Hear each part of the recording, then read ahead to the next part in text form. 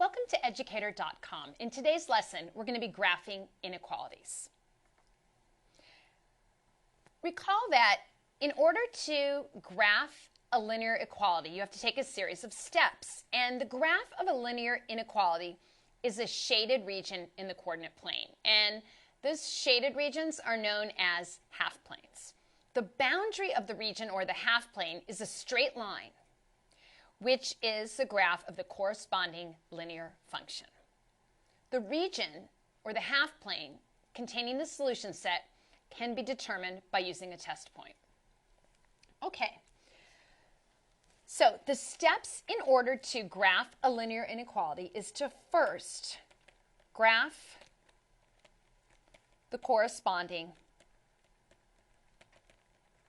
linear function. And that is a straight line. And that line is dashed if the inequality you're working with is a strict inequality, less than or greater than. The line is solid if you're dealing with less than or equal to or greater than or equal to. And we'll talk in a minute about what that means. After you've graphed the line, then you end up with the coordinate plane divided into two half planes. You use a test point to determine the region containing the solution set. So I'm going to go ahead and do an example now, but if you need more review on this, check out the Algebra 1 video on this topic. All right, easiest way to understand is to look at an example. Let's look at the inequality y minus 3x is less than negative 2. My first step is to graph the corresponding linear function, which should be y minus 3x equals negative 2. So I'm going to go ahead and find some x values and some y values, some pairs, coordinate pairs on this line. When x is 0, y is negative 2. So that gives me the y-intercept. When x is 1, this is going to give me negative 3. Add 3 to both sides, y will be 1. When x is 2, negative 3 times 2 is negative 6. Add that to both sides, and y is 4. All right, I've got enough to graph the line. X is 0, y is negative 2, y-intercept. Then I have another point at 1, 1, and another point at 2, 4.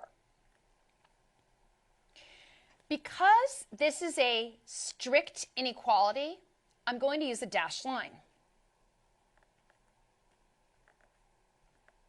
This line divides the coordinate plane into two half planes, an upper and lower half plane. One of these half planes contains the solution set for the inequality. The way I figure out which one is to use a test point. Pick a point that is not on the boundary line and that is easy to work with. 0, 0 is very easy to work with. So I'm going to take my test point and I'm going to go back to my inequality and plug it in. I'm going to see what happens. This gives me 0 minus 0 is less than negative 2. 0 is less than negative 2. That is not true. Not true. What this means is that this is not part of the solution set. If this is not part of the solution set, it's in the half plane that does not contain the solution set. Therefore, the solution set is actually in the lower half plane. And you could verify that by checking a point down here. So the idea is to graph the corresponding linear function to find the boundary line. Now I mentioned that this is a strict inequality, so I'm using a dashed line. And what that means is that the boundary line is not part of the solution set. If it were a solid line, because I had less than or equal to, then the boundary line would be part of the solution set. But actually in this, the solution set is just below that boundary line. I determined which half plane was correct by using a test point. Since the test point ended up giving me an inequality that is not true, that is not valid, I knew that that test point did not lie in the half plane with the solution set, so I shaded in the lower half plane. Graphing absolute value inequalities. The procedure for these inequalities is similar to the procedure for linear inequalities. So we're going to use the same technique. Recall that the technique involved first graphing the line for the corresponding equation. Graph the corresponding equation. In this case, it's going to be an absolute value equation. And then use a test point to determine the half plane containing the solution set for the inequality.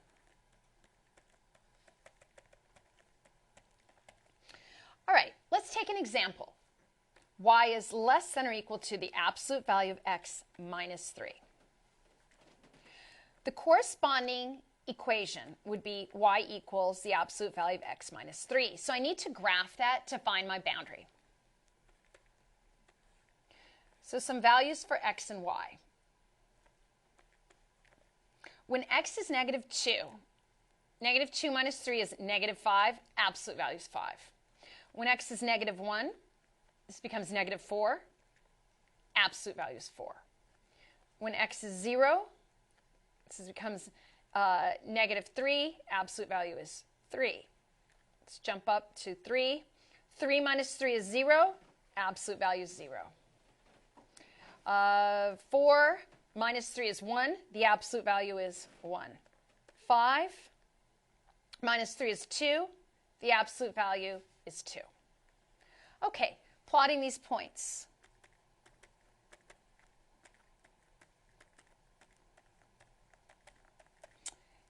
So first, negative 2, 5. Negative 1, 4. 0, 3. 3, 0. 4, 1. 5, 2. Okay, I have my typical V-shaped graph of absolute value. And you notice that I made this a solid line. And the reason that it's a solid line is because I had less than or equal to. So this boundary is actually going to be part of the solution set.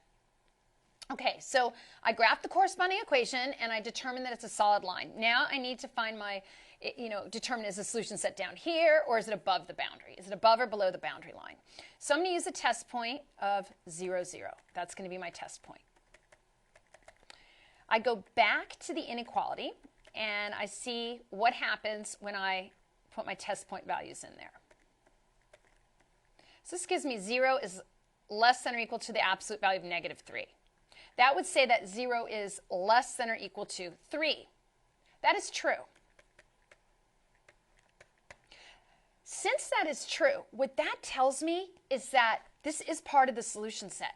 0, 0 is part of the solution set. And that means that this lower half plane where 0, 0 is, my test point, contains the solution set. So, as I mentioned, this is very similar to the technique for graphing linear inequalities. First, graph the corresponding equation and use a solid line if it's less than or greater than or equal to. Use a dashed line if it's a strict inequality, just greater than or less than. So then once you have your boundary line, find a test point that's off the boundary line and not too close to it as to cause any confusion. And choose one that's simple, 0, 0, 1, 1, very easy to work with. Plug that into the inequality, the absolute value inequality. And if you come out with a true inequality like this one, you know that you're in the correct area with the solution set. If you come out with a statement that is, or an inequality that is not valid, you shade in the other region. Okay, first example, we have an inequality that we're asked to graph. So y is less than or equal to 2x minus 3. My first step is going to be to graph the corresponding linear equation in order to determine the boundary.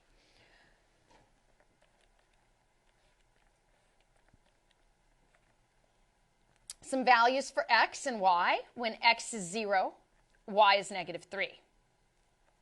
When x is 1, 1 times 2 is 2 minus 3 is negative 1.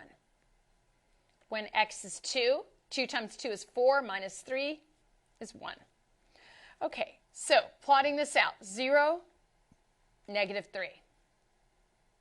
1, negative 1. 2, 1. I've plotted this boundary line, and I look up here and I see that it's less than or equal to. So I'm going to make this a solid line. It's going to be a solid line. This line will be part of the solution set. So first, I graph the boundary.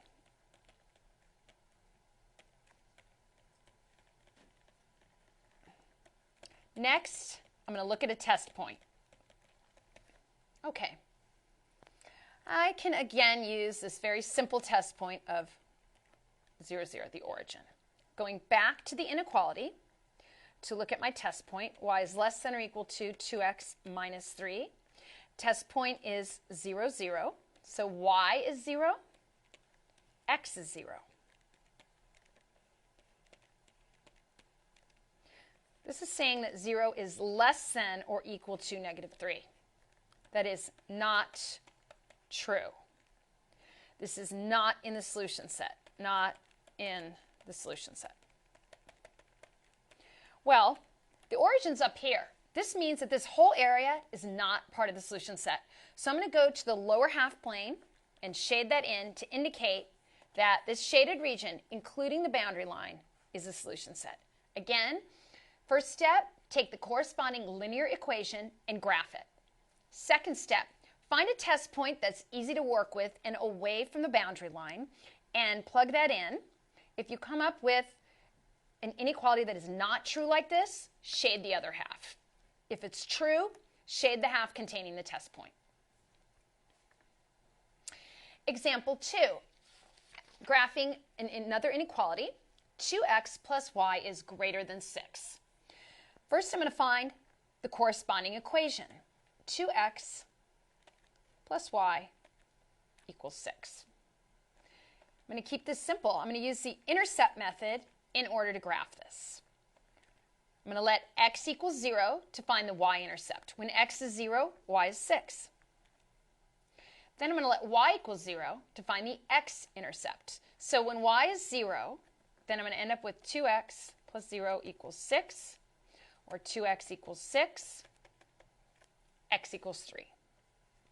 So I have my x and y intercepts.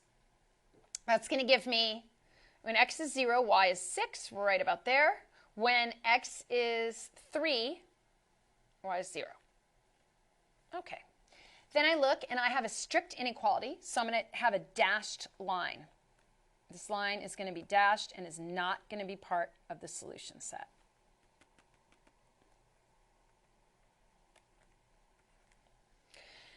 So I found my boundary line, and my second step is going to be, so that's my first step. My second step is going to be to work with my test point.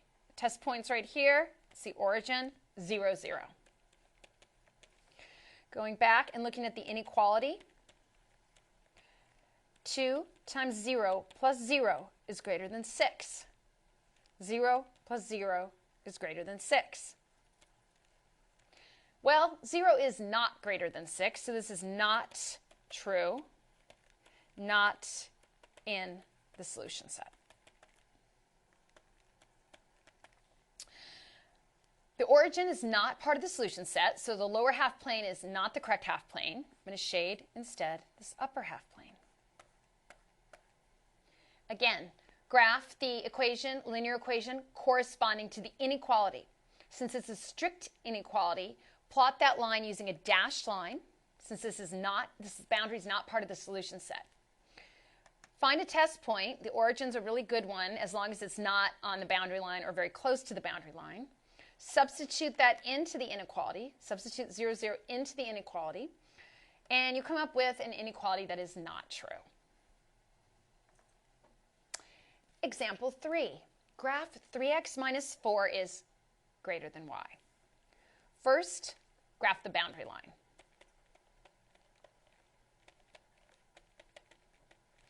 The corresponding equation is 3x minus 4 equals y. To graph that, I'm going to need some x and y values. When x is 0, y is negative 4. When x is 1, that gives me 3 minus 4 equals y, so y equals negative 1. One more value. When x is 2,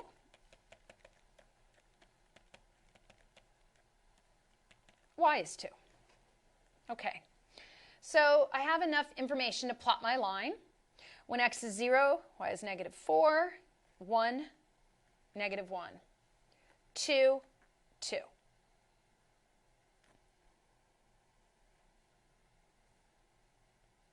Next issue, strict inequality. That means this is a dashed line.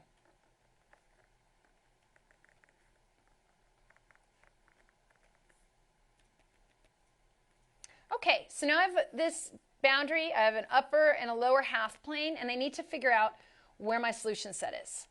Origin is well away from the boundary line, so I can use that as my test point. So test point 0, 0. Inequality is 3x minus 4 is greater than y. And this gives me 0 minus 4 is greater than 0, which comes out to negative 4 is greater than 0. And that is, of course, not true. This is not in the solution set because this inequality did not hold true. Therefore, I'm going to go to the other half plane, and I'm going to shade that in.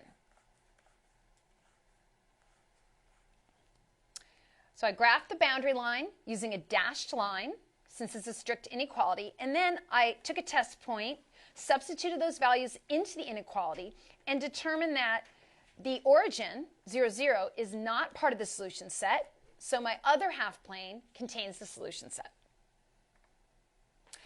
Example 4, we're working with an absolute value inequality where y is less than the absolute value of x minus 2 plus 1. Starting out with just thinking that I expect this to look like a V because absolute value graphs are V-shaped. Graphing the corresponding equation, y equals x minus 2 plus 1. And with absolute value inequalities or equations, I like to get more values because I want to make sure that I don't end up missing half of my V. So when x is negative 2, that's going to give me negative 4. The absolute value of that is 4 plus 1 is 5. Negative 1 minus 2 is negative 3. The absolute value is 3 plus 1 is 4. 0 minus 2 is negative 2. The absolute value is 2 plus 1 is 3. Now some positive numbers. 1 minus 2 is negative 1. Absolute value is 1 plus 1 is 2. 2. 2 minus 2 is 0 plus 1 is 1. 3. 3 minus 2 is 1. The absolute value is 1 plus 1 is 2. 4. 4 minus 2 is 2. The absolute value is 2 plus 1 is 3. Now I have enough values to work with. So negative 2, 5. Negative 1, 4. 0, 3. 1, 2. 2, 1. 3, 2. So you see the V forming. So I know I have enough points because I have both parts of my V. 4, 3. Strict inequality. So I'm using a dashed line.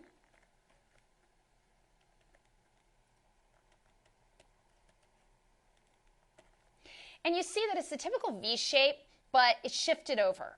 And I have a negative 2 here, and so this is actually shifted over to the right by 2, and plus 1, so it's shifted up by 1. I found the boundary. Again, I'm fortunate I can easily use 0, 0 as the test point, the origin.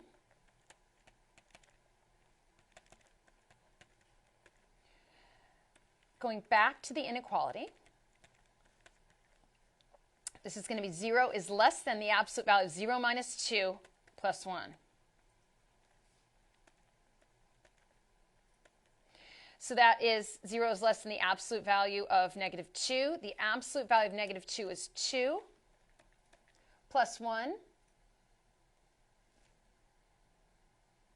So this gives me 0 is less than 3. 0 is actually not less than 3. Therefore,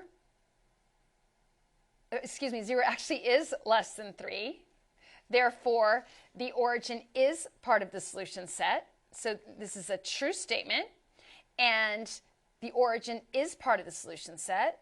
0, 0 is part of the solution set. And that means that I'm in the correct half plane, and I'm going to go ahead and shade that in.